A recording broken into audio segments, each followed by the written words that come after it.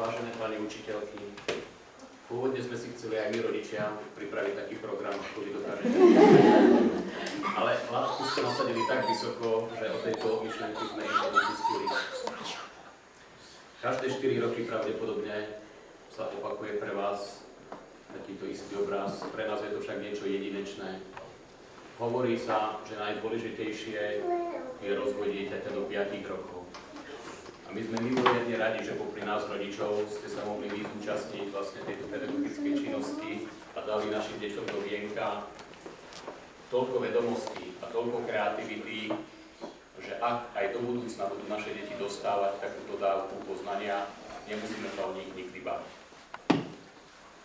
Skúsim sa v čase predniesť o niekoľko desiatok rokov ďaleko dopredu, keď z týchto detí už nebudú nielen školáci, študenti, ale budú dospelí ľudia. Sami budú mať deti, sami budú mať vnúčatá.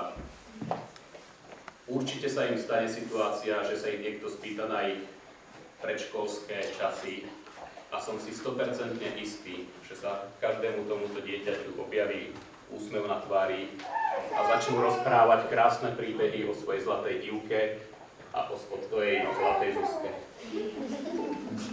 Príjmite od nás, od všetkých rodičov, aspoň taký malý prejav uznania vašej práce,